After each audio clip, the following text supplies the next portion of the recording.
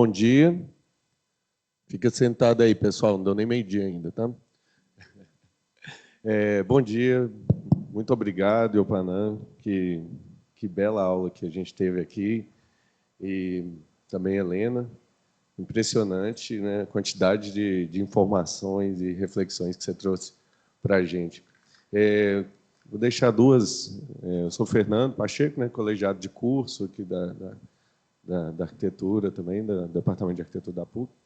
E deixar duas perguntas, né, para a Helena sobre a Secretaria de Gestão de Riscos, né, que você colocou. Eu queria entender que a gente, não sei se nunca vi nada similar exatamente aqui nas nossas estruturas de governo. Como que surgiu essa Secretaria de Gestão de Riscos, né? Se foi a partir, talvez, de riscos de violência urbanos, não sei. E como que ela surgiu quais são os principais níveis de risco que ela está trabalhando, né? Vocês nessas questões mais ambientais, mas que outros níveis de risco ela trabalha? E já vou deixar para o Iopanã também uma que é um campo mais motivacional, mais lúdico, talvez, é que a forma como se trabalha o entendimento da estrutura é muito orgânico e quase natural, assim, né? A gente chega nesse raciocínio que instintivo quase, né? A ciência está tão dominada que vira instintivo. Você tinha isso desde de jovem, assim, e depois buscou a formação mais acadêmica, ou foi algo que chegou na academia e que foi aflorando mais? Obrigado. ¿Me podrías repetir, o sea, sobre la Secretaría, lo que está haciendo el día de hoy o de dónde surge? Esa fue la... Sí, la edad, exacto. ¿Cómo ella empezó? ¿Cuál es la motivación que tuvieron para empezar con esta secretaría? Y actualmente, ¿cuál frente es que más trabajan? Buenísimo. Sí, la Secretaría pues tiene empezó siendo una Secretaría de Protección Civil que básicamente surgió en el sismo de 1985 cuando murieron más de 10,000 personas o alrededor de, no se tiene ni el cálculo de cuánta gente murió, y surge Protección Civil para tener protocolos y demás. Una vez que entra esta iniciativa de 100 ciudades resilientes, es que entra a la política pública el término de resiliencia. Antes de eso no existía no existía ni siquiera en la normatividad. Con esa entrada, la estrategia de resiliencia, que es algo que nos aportó esta red de la que les comentaba, es tener un documento con el cual, pues si hay gente que lo está impulsando, se vuelve útil, ¿no? Y tuvo buena recepción, ha habido suficiente gente impulsando que eso se esté actualizando, que se esté implementando, y decidieron abrir una agencia de resiliencia para la Ciudad de México inicialmente, que después migró a la Secretaría que era de Protección Civil y que se quedaba pues muy pequeña porque los sismos suceden relativamente poco en la ciudad. Para sumarle el tema del agua como uno de los factores de resiliencia muy importantes. Entonces, es de ahí que surge esta secretaría y de hecho las personas que están trabajando ahí pues son con las que hemos venido trabajando desde que se instituyó el término, y es por eso que se da una relación distinta, ¿no? Vamos a ver qué peso tiene en los gobiernos futuros, porque el hecho de que exista la secretaría no garantiza necesariamente que eso vaya a producir ningún cambio o transformación, pero ya hay una institucionalidad detrás del término. Obrigado aí pela pergunta. Então, é assim, são duas coisas que se juntaram. Uma quase uma questão patológica de curiosidade, né? Sempre fui muito curioso e continuo sendo, e isso foi uma questão que me motivou a observar. Eu acho assim, essa história que eu defendo de observar o que está na sua volta, principalmente a natureza, é uma coisa que eu pratico, como eu falei, quase patologicamente. A segunda foi uma sorte que eu tive na vida, que foi o seguinte, eu saí da escola de engenharia e eu fui dar aula no Mackenzie na engenharia. E, ao mesmo tempo, como eu queria mudar para o litoral, lá em São Paulo, para Santos, eu fui procurar algum lugar também para dar aula, porque essa coisa de dar aula eu fazia desde os meus... Antes de entrar para a faculdade, porque eu gostava até de ensinar meus colegas, era uma coisa também que era prazerosa para mim. E então aí eu consegui um lugar para dar, né, dar aula lá em Santos, na Faculdade de Arquitetura. Então, assim, eu falo que é sorte mesmo, porque quando eu estava indo lá procurar algum lugar para dar aula, apareceu lá, precisa ser professor de estrutura. E, pô, é demais, né? Eu estou chegando agora, já estão procurando. Bom, então, aí teve uma hora que o horário de aula, eu ia 2 vezes para Santos e dava aula 2 dias no Mackenzie. Aí teve um ano que a coisa complicou, né? Eu tive que escolher entre dar aula em Santos e no Mackenzie. Eu morava quase do lado do Mackenzie e Santos eu tinha que andar quase 80 quilômetros. Eu preferi dar aula na Escola de Arquitetura. E foi aí, na escola... Por que eu preferi a Escola de Arquitetura? Porque ela me abriu o olho. Os alunos da arquitetura me abriram os olhos, porque eu fui reproduzir tudo que eu aprendi na escola de engenharia lá, né? Aquela linha, aquele triângulozinho, a flechinha, né?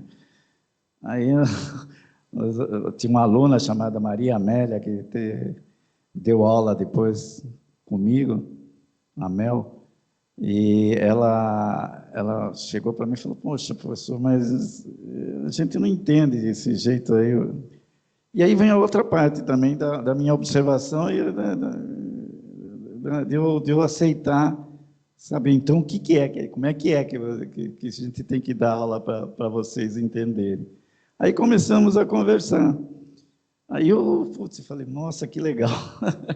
Eu acho que isso bate com o meu jeito de ver a estrutura, que eu realmente não gostava do jeito que eu via a forma como se ensinava, né? Na verdade, adestrava-se o engenheiro, né? Então, foram essas duas coisas, né? A curiosidade de observar, depois eu comecei nesses modelinhos, tudo que eu fiz foi observando, todos esses papos que eu falo, tudo é observação. Até hoje, né? Eu fico olhando na rua como é que trinca o asfalto, as coisas. Eu fiquei quase uns 3 meses para...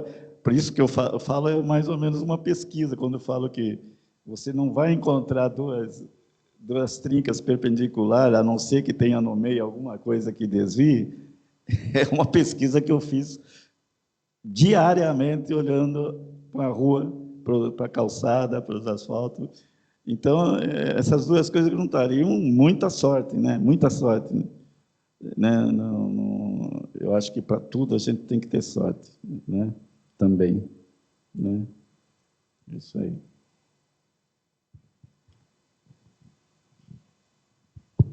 Pegando o gancho a partir disso que você está falando, acho que uma coisa que une as duas falas de vocês é esse reforço de uma importância na observação, né? No seu caso, como método mesmo, e no caso do que o Panan estava falando, de observar e aprender a partir disso. E é uma coisa que eu tento muito reforçar com os estudantes dentro de sala de aula, que uma das maiores capacidades que a gente pode desenvolver é a capacidade de aprender com a observação da realidade.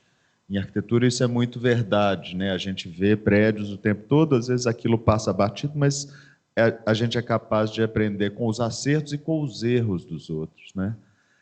E na natureza a mesma coisa, na cidade a mesma coisa. Queria que vocês desenvolvessem um pouco mais sobre isso e como que a gente pode contaminar os nossos estudantes com essa curiosidade. É claro que a curiosidade em grande parte é inata, mas ao mesmo tempo a gente desenvolver essa capacidade tanto como método, de uma forma sistemática, mas como forma de aprender sempre também.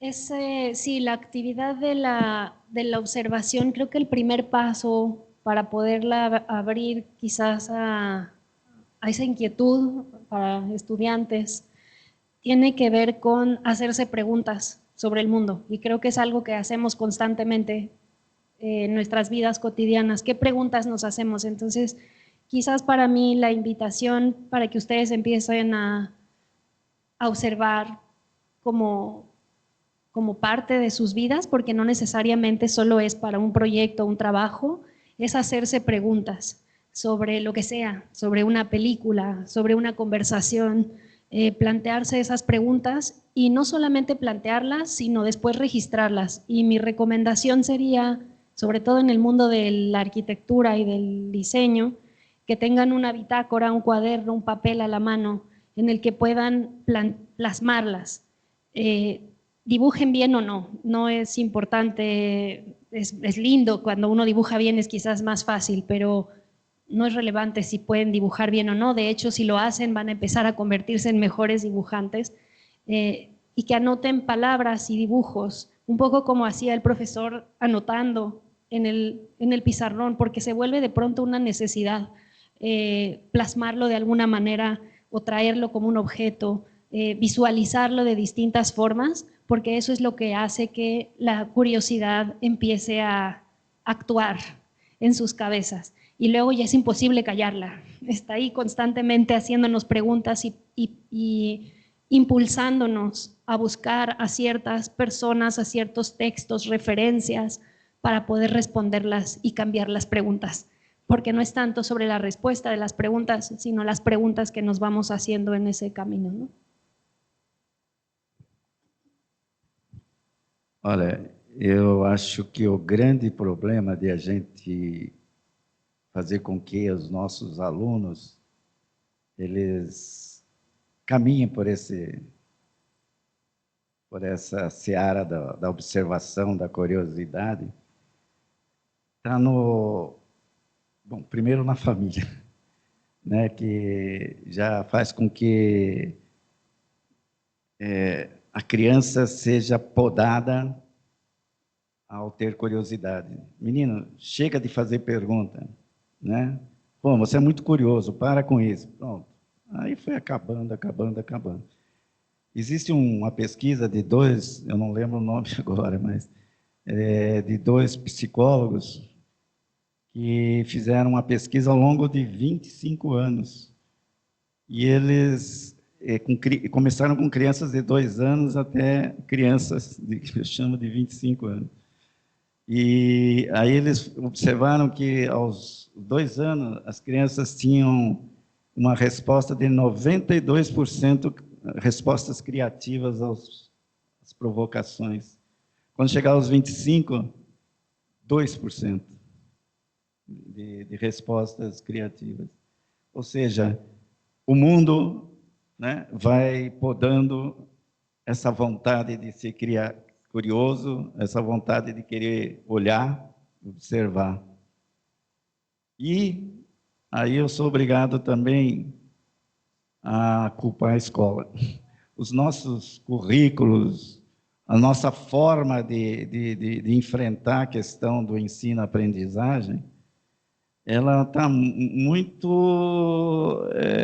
baseada no ensino, né? Ela esquece que o ensino serve apenas, e muito importante, mas apenas para suscitar o aprendizado, para ser um apoio ao aprendizado. E aí acaba achando que é depositar informação. Não é que a gente não queira, professor, eu estou falando que, vamos dizer, toda a coisa que envolve a escola, o currículo, as exigências de avaliação, que eu acho que é o pior negócio que existe na escola, é a avaliação, né? Eu acho que, a partir do momento que não houvesse avaliação, ou seja, que o mais importante é o processo, o resultado, dane-se. O processo é o mais importante. Tanto é A gente tinha um laboratório lá na Universidade de São Judas, um laboratório de estrutura. E aí, o que acontecia? Cada aluno, a gente dava, por exemplo, vamos fazer uma ponte de 4 metros de vão que tem que pessoas passarem por cima, vocês mesmos vão passar por cima. Aí, vinham os alunos com umas vigas de madeira, assim, portentosas, né? E aí vinha o outro que vinha com uma coisa mais inventiva, mais criativa. O que acontecia? A coisa mais criativa acabava quebrando, e a outra, que não era criativa, não quebrava. Só que o que a gente aprendeu ali? Nada, porque o outro, vamos ver, por que não deu certo? Né? Aí dá para aprender. Né? Então, o processo é mais importante. Esses tiraram 10, os outros tiraram 7. Né? E o deles não deu certo. Então, eu acho que se a gente tivesse um processo, que não é... por isso que eu acho que isoladamente a gente... É difícil. Então, eu acho que teria que ser um processo de mudança até no país, ou sei lá, né, no país como um todo, no processo de ensino, desde da criancinha aqui até a criançona lá. Né? O sistema é para rodar tudo isso que a gente quer que aconteça de bom no aprendizado. Felizmente. Agora, votar certo é uma maneira boa. 2 Sérgios têm perguntas. Bom dia a todo mundo. Queria, né, meu nome é Sérgio, sou coordenador aqui do curso de arquitetura do Coração Eucarístico. Queria agradecer imensamente pela aula, né? Eu já conversei com o Iopanã anteriormente no intervalo, né? Que eu fiquei muito feliz. Agora eu posso externalizar isso porque eu pude ver um professor, né? Então eu tive essa aula nos idos 2000, né? E pude falar, né? Que hoje pude mandar fotos para grupos de amigos, né? Dizendo, olha só, estamos aqui de volta aos anos 2000. Então foi uma coisa muito legal, né? E agradecer demais também toda a apresentação, essa palestra da Helena, que foi muito inspiradora. Acho que ambas as palestras, para o fechamento do nosso seminário desse semestre, foi assim, fechamos muito bem, né? E ainda... Não, ok, gente, muito obrigado. Vocês foram muito precisos, isso, uma necessidade de uma correção agora. Muito obrigado. O que eu quero dizer, né? Então, que é justamente numa fala nós temos uma janela, né, de oportunidade, nós ainda temos muitos meios de abordar isso, né? E é muito importante ver projetos que estão orientados para isso, para a gente aproveitar cada gota que vai cair do céu, como a gente vai empregar isso para a resiliência das nossas cidades, para que a gente consiga avançar nisso, né? Fiquei especialmente motivado pelo tanto de material que você mostrou, pelo site, né? Agora eu queria perguntar mais especificamente, com esses projetos que precisam da atuação da sociedade, do público local, né? Como é essa relação, né, que também você dentro da universidade, como é esse trabalho com essas comunidades, né, como eles enxergam, né, essas transformações? Porque eu fico especialmente curioso sobre as tinampas, que para mim são exemplos magistrais assim desse conhecimento ancestral. As pessoas que fazem parte das comunidades, eu acho que eles entendem esse valor, mas e esse entorno imediato, né? Como é que o poder público, como é que é essa negociação nesse sentido? Então, essa é uma pergunta para a Helena.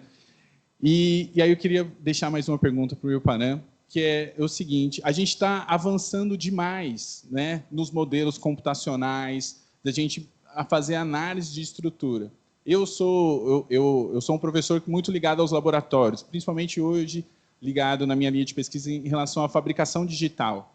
E eu vejo, por mais que a gente tenha as facilidades, o quão os alunos estão distantes da maquete, do experimento físico, mesmo tendo impressoras 3D, isso. Você acha que esse avanço desses cálculos computacionais, eles estão fazendo, de fato, avanços para que a gente olhe as estruturas, né, e de uma maneira mais inventiva, mais criativa, mais investigativa, né? Como você analisa, né, tudo isso? Você tem a sua aula e a sua investigação, é muito física, fazer modelos, enxergar. Como você está vendo que o pessoal está se apropriando disso e como você encaminha, você faz uma análise de como a gente está evoluindo, se a gente está evoluindo mesmo?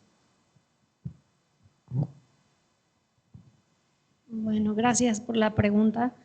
Sí, es un tema muy relevante cómo se vinculan los actores para cada proyecto. Creo que cada caso es muy único. Sin embargo, creo que hay constantes o hay temas recurrentes en esas relaciones sociales y en los que, por ejemplo, en el caso de las chinampas, o en varios casos, se parte de una sociedad que ya tiene cierto nivel de organización. Yo no soy, ni mi equipo es especialista, digamos, en socialización, en participación social o en socialización de procesos. Por lo tanto, es muy complejo para nosotros iniciar en una zona donde no hay una cohesión inicial, por más pequeña que sea. Y lo que hacemos es sumarnos a comunidades que tienen un avance, que tienen un interés, que tienen un trabajo que defender, y es muy interesante. En el caso de las chinampas, pues son chinamperos que llevan tratando de mantener su territorio, su suelo, y cada vez se ven más presionados por la opción de vender para desarrollar y reciben mucha presión en ese sentido. Ahí entramos con la universidad, que la universidad entra en ese territorio primero para el rescate del ajolote, que es esta especie que es de tanta identidad para nuestro país, pero que en realidad casi no lo puedes ver, ya quedan muy pocos en el agua literalmente. Entonces la universidad entra al rescate del ajolote para darse cuenta que lo que hay que rescatar no es necesariamente al ajolote como especie, sino el ecosistema que lo sustenta y que es un ecosistema muy único. Entonces ahí es donde les digo que esta relación entre la sociedad y su territorio se vuelve muy importante y nos invitan a sumar para entender esa relación con la ciudad, que un chinampero no puede más que resistir, no tiene muchas herramientas para conocer o para poder modificar.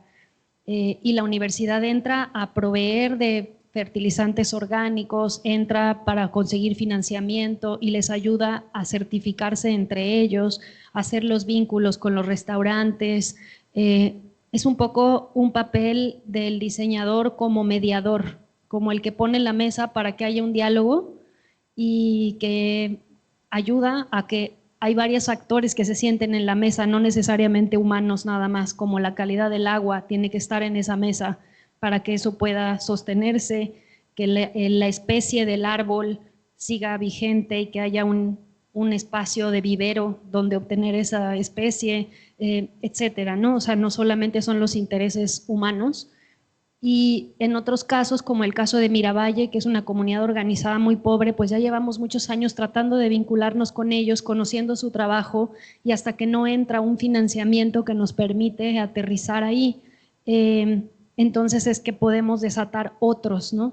Y de nuevo es como sumar a una comunidad que ya está trabajando por su propio bienestar, y es increíble verlo, porque ellos los sábados, así como hoy estamos aquí reunidos, ellos todos los sábados se reúnen para trabajar por su propio hábitat, es decir, su trabajo para comer es de lunes a viernes y sábado es el día que hacen comunidad, y es algo de lo que no se escapan, y que quizás yo desde mi propio privilegio puedo ver Netflix, venir con ustedes, decidir qué hacer, y para ellos su sábado es su día de colectividad y de interés personal, ¿no? Comunitario. Entonces son dinámicas a las que hay que ir sumando. Yo tengo ahora que trabajar muchos sábados porque, claro, me tengo que sumar a esas iniciativas y me encanta porque me hace reflexionar respecto a esta lógica que no es la que tenemos ya desde el modelo central, donde esperamos que todo se nos dé. En un mundo en el que no hay ningún gobierno que esté pudiéndole dar a sus comunidades y a sus sociedades lo que merece o los derechos que tiene, yo no veo ningún gobierno que esté pudiendo, ni siquiera en el más primer mundo. Entonces nos toca a todas y todos sumar en ese sentido y ver en qué proyectos pues, podemos incidir de una manera mucho más significativa, ¿no? Então, o professor Carlos Augusto Vasconcelos, que era um grande engenheiro de estrutura e professor, ele falava assim, eu estou preocupado porque nós estamos formando engenheiros digitais, não que trabalham com números, mas que trabalham com dedo, né? Então, esse é um grande perigo, principalmente quando introduzido na escola, porque o engenheiro sai achando que o software projeta, ele projeta a estrutura.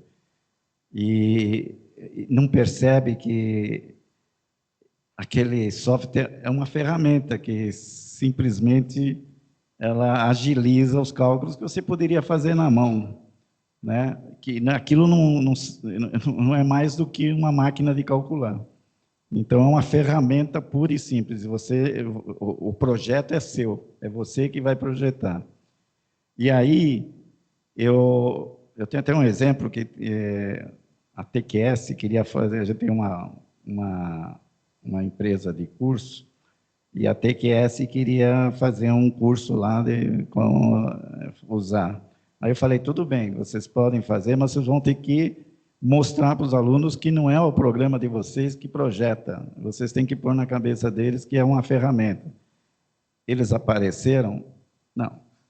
Então, eles estavam com medo que os alunos percebessem que podiam fazer as coisas sem eles, né? Então, enfim, também eu sou um crítico da questão da informática, não pela informática em si, mas como ela está sendo endeusada em vez de ser uma escrava nossa, né? Porque ela é uma escrava, ela é uma ferramenta que a gente tem aí para quê? Para evitar um armário grandão para a gente guardar os projetos, então fica pequenininho, né? Para quê? Para a gente poder fazer cálculo mais rápido, é uma régua de cálculo rápida, só isso. Se você começar a pensar, ela não se sente nenhum avanço, né, que não seja a velocidade com que ela faz as coisas, a capacidade de armazenar. Porque o resto é muito parecido, né? O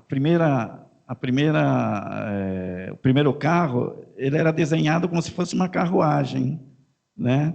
Porque era aquilo que as pessoas tinham na cabeça. Então, era uma coisa mais veloz, mas ela continuava na cabeça das pessoas sendo um negócio de transporte. Aí depois começou, né, o marketing mostrar que não, você é poderoso se tiver um carro e tal, né, com outras conotações em vez de transportar. Eu preciso ir daqui a ali mais rápido, pronto, né? Mas enfim, e isso tem até um nome, acho que é isomorfismo, que são cristais que mudam de forma, aliás, mudam de propriedade, mas mantêm a mesma forma, né? Então, por exemplo, a primeira ponte, Coal-Brookdale, na Inglaterra, que foi feita em ferro fundido, o desenho da ponte era o desenho das pedras, né? Então, as pessoas ainda não tinham entendido exatamente qual o potencial daquela coisa. Então, eu faço uma brincadeira que é o seguinte, imagine que você encontra uma chave de fenda, né? E nunca usou a chave de fenda. A primeira vez que você vê uma chave de fenda, o que você pensa? Bom para abrir lata, hein? Legal. Ou é bom para coçar o ouvido. Enfim, talvez você passe a vida inteira usando a chave de fenda para outras coisas para qual ela não foi inventada do que para a fenda do parafuso. Então, eu tenho medo, eu vou falar uma heresia talvez, mas eu gosto de falar às vezes, que a informática ela seja uma coisa que a gente ainda não entendeu. Para que serve? Eu acho que a gente está usando para as coisas que a gente usa mesmo, que eu falei, de ser mais veloz nisso, mais compacta nisso.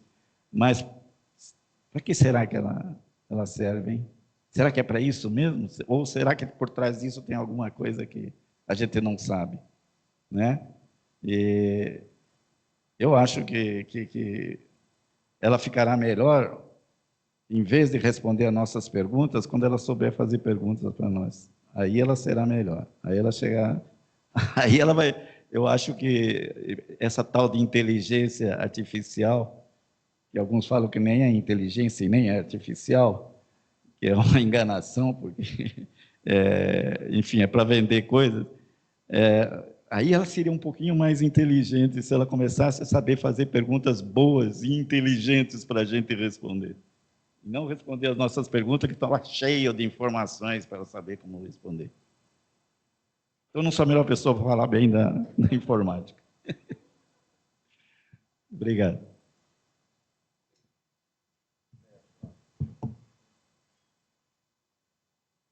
Oi. Bom, primeiro, parabéns aí pelas palestras, Helena e Iopanã, foram ótimas. Eu tenho uma pergunta para o Iopanã, mas eu vou pedir uma liberdade aqui para ler rapidamente, dentro do site da empresa do Iopanã, que é ICOM, né? ICOM, como eles se identificam, né? Sobre. A ICOM Engenharia nasceu em 1986, fundada pelo engenheiro Iopanã Rebelo. Um diferencial marcante da ICOM é a não especialização, visto que seu fundador acredita que a especialização pode ser um entrave à criatividade. Baseada nessa filosofia, a ICOM desenvolve projetos estruturais nos mais diversos materiais, tais como concreto armado e protendido, aço, madeira, argamassa armada, bambu, vidro e alvenaria estrutural. Iopanã, você falou muito sobre curiosidade também, agora, né, acho que em uma das respostas, né, sobre a curiosidade da criança. Mas e hoje? Qual é a sua curiosidade em relação a novos materiais, em relação a novos processos envolvidos na construção civil? Bom, eu, assim, também é outra coisa que eu gosto de fazer, que é pesquisar.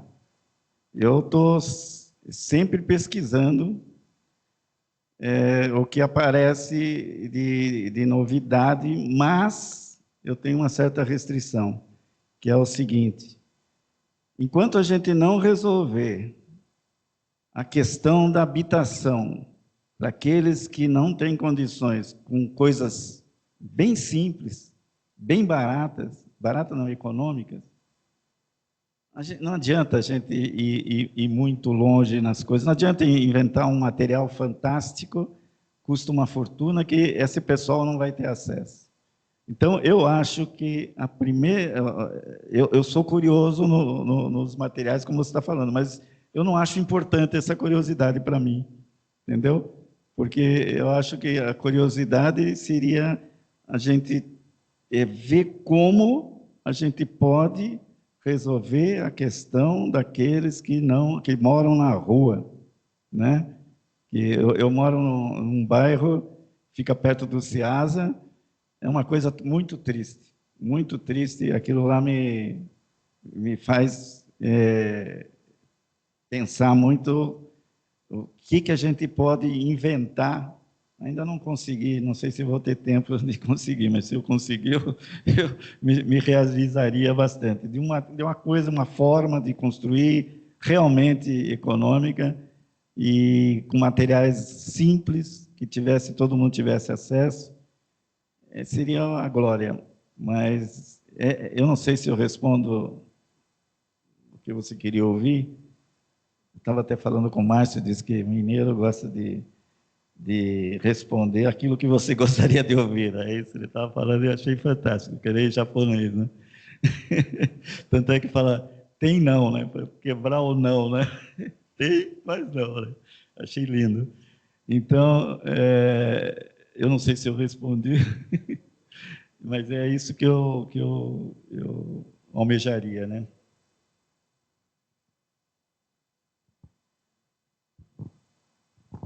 Mas você tem algum vislumbre da uma possível solução para a questão de moradia e habitação popular? Dentro do campo da estrutura e da construção? Alguma coisa já deve ter te ocorrido, uma hipótese, pelo menos.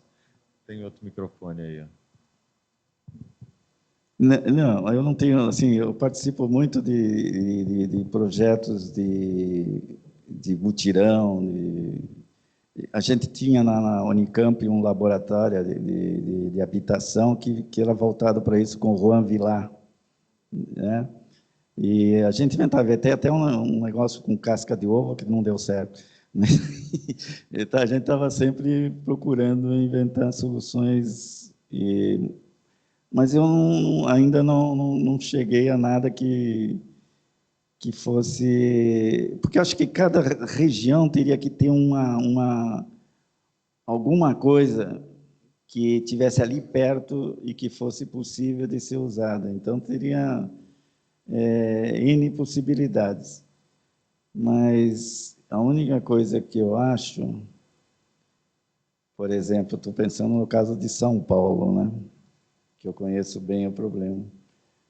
A única assim, coisa que eu penso, é querer votar certo. Naqueles que querem, pelo menos, se for para enganar a gente, de uma maneira mais humana. Só isso. Uma hipótese possível que me ocorre muito, a minha área de pesquisa é essa de habitação, é justamente a gente olhar para as estruturas que já existem, né? Como converter estruturas abandonadas que já existem em possibilidade de habitação. Até queria aproveitar para ouvir da Helena como que é essa situação no México. Em São Paulo, em Belo Horizonte, a gente tem milhares, centenas de milhares de metros quadrados construídos de edifícios originalmente comerciais, abandonados, que seriam capazes de ser convertidos com maior ou menor simplicidade em habitação, mas não se consegue, na maioria das vezes, unir os interesses que são necessários do poder público, da iniciativa privada e tudo mais, para tornar isso viável. Isso é uma situação que acontece também no México, Helena? Hã? Ocupador. Isso acontece no México, Helena? Existem também muitos edifícios abandonados, enquanto na frente tem gente morando na rua? Sí, existen muchos edificios, no edificios, porque no tenemos el abandono en edificios, es raro, pero sí en vivienda, porque se está construyendo vivienda inadecuada en zonas que no están cercanas al empleo, entonces de clase trabajadora, que acaba siendo abandonada en un alto nivel, ¿no? Con un nivel de deuda que no... Porque te vas y te asaltan, te roban tu casa, entonces regresas a una casa vacía porque vives lejos de donde trabajas. Es una oferta creo que una de las grandes crisis que tiene el mundo, diría yo, porque no es de una ciudad nada más, es la falta, la carencia de vivienda asequible cerca de lugares de empleo, y eso es el principal problema. Ahora empieza a haber, en términos de edificios, empieza a haber una reconversión de oficinas que ahora migran por la pandemia en línea, a la digitalización, pero que no sé cuál va a ser el futuro de esos espacios, que pues tampoco es fácil acondicionarlos como vivienda, pero que ahí hay un desafío futuro interesante, y creo que tendría que haber más, esa palabra que en inglés es retrofit, retroalimentar estos espacios, e interesaría mucho entenderlos desde una perspectiva de sistemas, de cómo se construye otro tipo de, quizás más ligera, quizás con otras condiciones estructurales más económicas, más lógicas que cuando se construyeron, que probablemente en el caso de Brasil como en México fue en un momento de progreso desarrollista, modernista, con unas nociones específicas y que hoy en día no necesariamente satisfacen las necesidades actuales. Y creo que ahí hay una alineación entre los problemas que tú planteas constructivos y una realidad física, infraestructural de la ciudad, que le vendría genial, espacios de azoteas de otras formas, estructuras ligeras, dinámicas, cambiantes, quizás hasta movibles. Creo que ahí para estudiantes hay un campo muy fértil de replantearse la ciudad construida con otros recursos, otras dinámicas y otros procesos mucho más multidisciplinares, por lo menos, porque fueron construidas por un cierto tipo de arquitectura y de ingeniería que hoy en día no necesariamente es el que da solución, ¿no? É isso aí.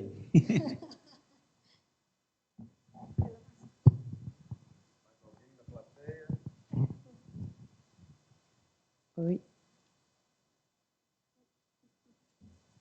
Oi. Aí, meu nome é Isadora e eu queria... na verdade, não é uma pergunta, é mais uma curiosidade.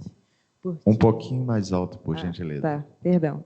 Eu queria saber, porque o Iopanã, ele mencionou o tensigrit, e aí eu queria saber se é uma estrutura que ele teria alguma aplicabilidade no mercado civil, ou se ele poderia ser mais usado em algumas questões de igual mobiliário, que você deu exemplo, essas coisas. Aí eu queria saber.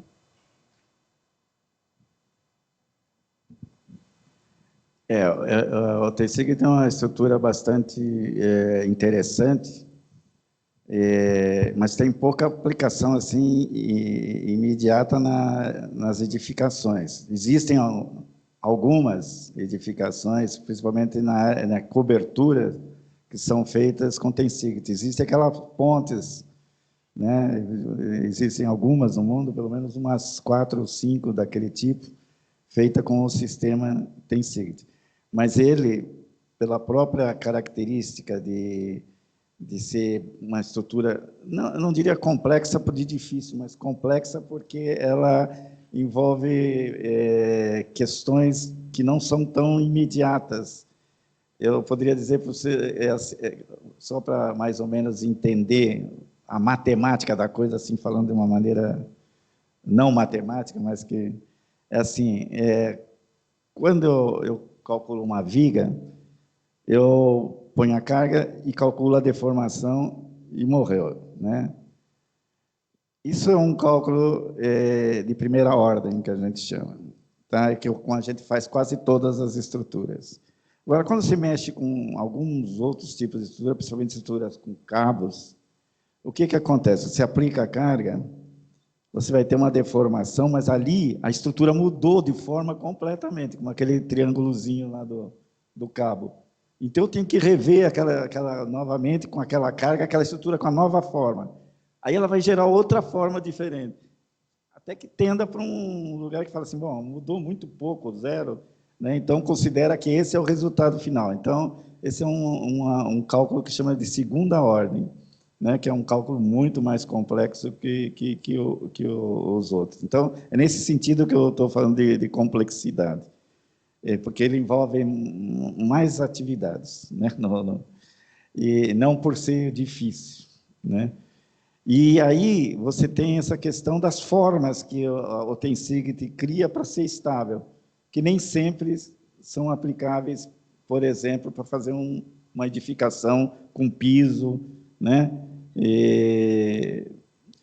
Eu até fiquei imaginando, uma vez a gente bolou um TECIG, que você consegue fazer um TECIG vertical, que dava para você pôr pisos, né? Que seria uma estrutura interessante. Mas também ela é pouco divulgada e também não... para você ter uma ideia, só para vocês entenderem a dificuldade que é colocar na cabeça de qualquer empreendedor aqui que faça diferente disso que você está fazendo, que você vai fazer melhor. nós íamos fazer uma passarela Tensigrid dessa no Brasil, que seria a única no Brasil e a quarta do mundo. Né? Putz, ficamos todos entusiasmados, pô, que legal, vai ser bacana e tal. O cara que construiu, ia construir, falou, não, isso não dá, e convenceu o cliente, o dono da coisa, que aquilo era impossível, que não dava, que era muito caro. Ele inventou todos os tipos de coisas para não sair o negócio, porque ele achava difícil fazer aquilo. Ele estava querendo construir a viguinha, laje e pilar, e pronto, que ele sabe fazer muito bem. Então, a gente tem esse entrave também para essas coisas desse tipo. Não é só isso, tem estruturas recíprocas que são lindíssimas, né? Não dá para mostrar, mas procura aí. Estruturas recíprocas, eu não sei se tem, infelizmente, em português, mas reciprocal structure. Tem em português também, né? Então, tá bom. Aí você vai ver que estruturas interessantíssimas, que também a gente só conseguiu fazer 2 vezes, convencer as pessoas a aceitarem fazer 2 vezes. E aí você também as pessoas não querem, porque é mais foge do que eles estão acostumados, né? Essa é uma tristeza, né, das pessoas que detêm essa possibilidade de construir.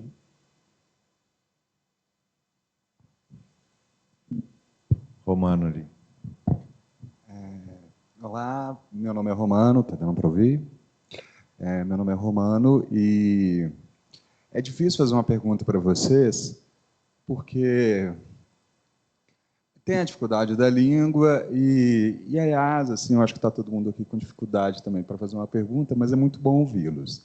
Então, peguei o microfone para aproveitar, assim, vou estender a conversa aqui para continuar ouvindo vocês. O professor Iopanã falou muito sobre observação da natureza, observar as coisas, e a professora Helena, ela veio falando sobre uma coisa que me fez refletir.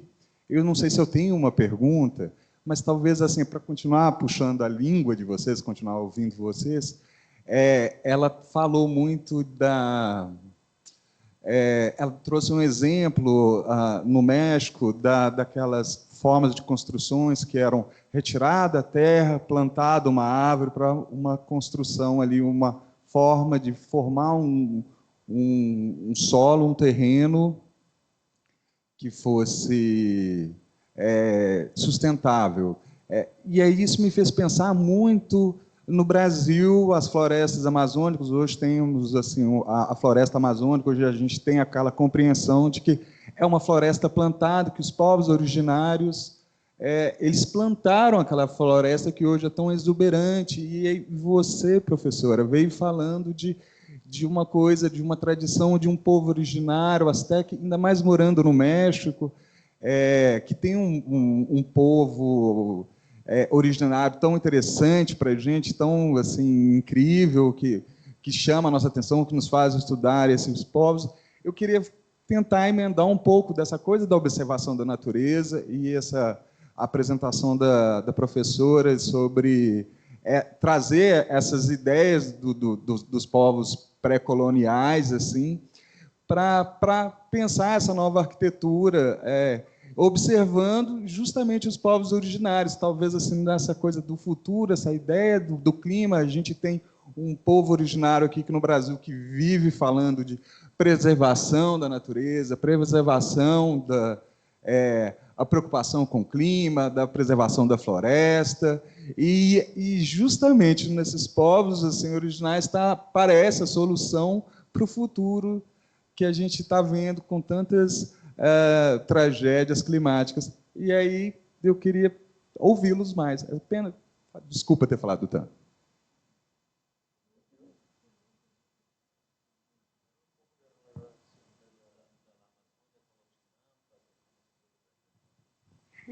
Gracias. Sí, yo creo que tiene mucho que ver con ese conocimiento que no reconocemos de valor necesariamente y que no estudiamos suficiente, que es ese conocimiento que no siempre está en los libros, no siempre aparece en las fuentes bibliográficas o las referencias para nuestro trabajo, y que está ahí y que tiene que ver con ir a los lugares y reconocer esas prácticas que han tenido lugar para saber en qué formatos podemos contribuir a eso que ellos han estado haciendo históricamente, ¿no? Lo que yo estuve la semana pasada en Medellín y en el Urabá, que tiene una serie de problemas justamente de mucha pobreza, de mucha marginación y mucha violencia, encontrada en un territorio con muchísima riqueza de biodiversidad, con valores a conservar, ¿no? Y es muy interesante ver cómo estas poblaciones, lo mismo que las que yo presenté, como pueden ser los chinamperos o las poblaciones más recientes que migraron a Iztapalapa, a la parte de Miravalle, tienen una necesidad de conservar su hábitat porque si no ellos no subsisten y tienen que migrar, ¿no? O sea, hay una necesidad directa de conservación, cosa que muchas veces la ciudad más centralizada, pues nos hemos despegado y nos hemos olvidado de esa relación de dependencia o de interdependencia con el territorio. Y es algo que tiene que ver con el capitalismo y que tiene que ver con muchas cosas, ¿no?, que vivimos el día de hoy, pero que ya no sabemos cuando abrimos una llave de agua, de dónde viene esa agua, no sabemos el alimento que compramos en un supermercado, de dónde viene, por dónde pasó. Perdemos esa línea directa con el territorio. Y estando yo en esos territorios me doy cuenta que hay mucho valor cuando la gente sabe de dónde vienen las cosas porque las puede preservar mejor. Entonces, creo que una manera de vincularnos con estos pueblos originarios, con estas comunidades, a veces ancestrales, pero de nuevo, a veces de 30 años atrás, pero que lo están haciendo bien, que están conservando un valor ambiental, es sumarnos a ellos, aprender de eso y para mí visualizar esa interdependencia. Por ejemplo, lo que sucede en las partes más altas de las montañas donde infiltra el agua, ¿cómo hacemos evidente que lo que sucede ahí tiene un impacto cuenca abajo para que no se inunde? Es una relación que no es visual, no es directa a esa distancia, pero si nosotros la visualizamos y la sabemos mostrar, hay más, estamos fomentando a que aquellas personas que habitan el territorio sepan que lo que hacen tiene una incidencia en otro lado. Y lo mismo en Ciudad Central. Si en la ciudad más central, que está más desapegada al territorio, más lejos de los bienes naturales, hacemos evidente que sus acciones tienen un impacto en otros territorios, entonces estamos también fomentándolo. Es decir, no solo se trata de decir que todos debemos vivir directamente en contacto con los bienes naturales, pero sí entender dónde estamos en ese ecosistema y entender la función que tenemos y valorar el trabajo que hace estas comunidades por el resto de nosotros, ¿no? Y creo que ahí hay como una tarea pendiente, es como nosotros lo hemos estado viendo, no solo es ayudarles, es aprender de la manera en que ellos conservan y visualizar el papel que